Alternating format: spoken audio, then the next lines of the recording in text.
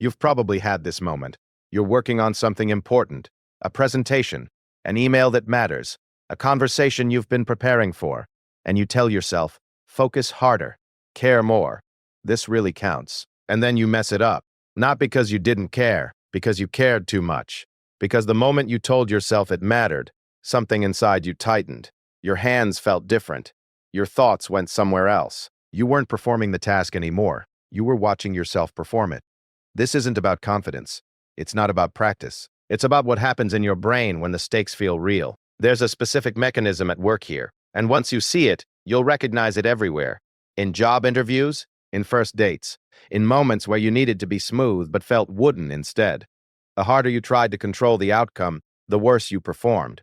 Most people explain this as nerves, or pressure, or overthinking, and while those words point in the right direction, they don't explain what's actually happening.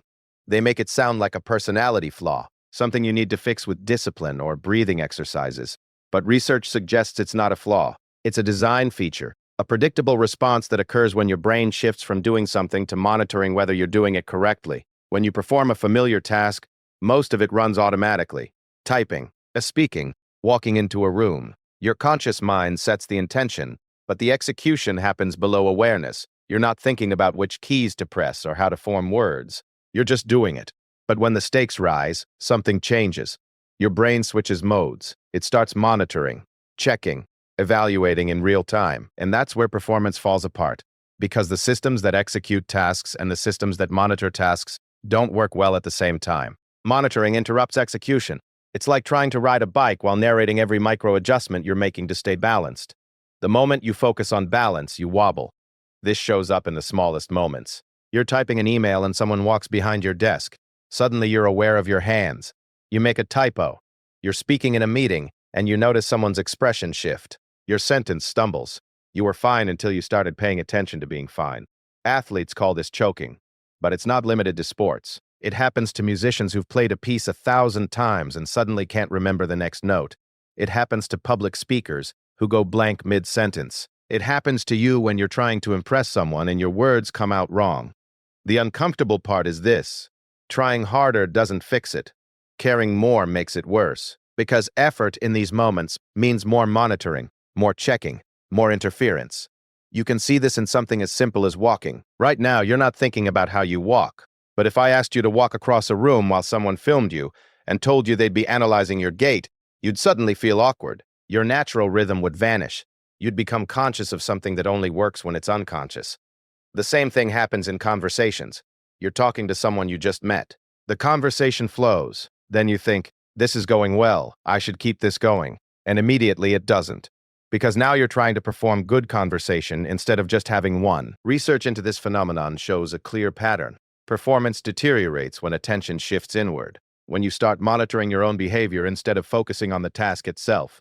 The more you watch yourself, the more you disrupt the automatic processes that make you competent. This is why practice doesn't always help under pressure. You can rehearse a presentation 50 times. But if you step on stage and start monitoring yourself, all that practice becomes background noise. You're no longer delivering the presentation, you're trying to deliver it correctly. And that difference is everything. It also explains why distraction sometimes improves performance. You've probably done something difficult while barely paying attention and nailed it. Then tried the same thing while fully focused and failed. That's not a coincidence. The distraction kept you from interfering with yourself. There's a specific term for this in psychology research. Explicit monitoring. It's what happens when you try to consciously control processes that normally run implicitly, and it consistently degrades performance across different domains: music, sports, social interaction, even memory. You see this with memory especially. Someone asks you a question you know the answer to. You start to answer, then pause. Wait, let me make sure I get this right. And suddenly the answer feels farther away. You were about to say it, then you tried to verify it, and the verification process blocked retrieval. The truly uncomfortable realization is that competence and control don't always align. Sometimes you're most competent when you're least in control, when you trust the process instead of supervising it, when you let yourself perform instead of managing the performance. This doesn't mean effort is bad. It doesn't mean you shouldn't care about outcomes. It means the type of effort matters. There's effort that builds skill, practice, preparation, learning. That effort happens before the performance. But there's also effort that happens during performance, the kind that feels like trying, and that kind often backfires. You can prepare intensely for a conversation, think about what you want to say, understand the context. But once the conversation starts, the preparation has to fade into the background. If you're still trying to execute the plan while talking, you're split. Part of you is talking, part of you is checking whether you're talking correctly, and neither part does its job well. This also shows up in creative work.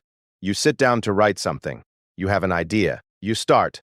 Then you begin editing as you go, watching each sentence, judging it, trying to make it good in real time, and the flow stops.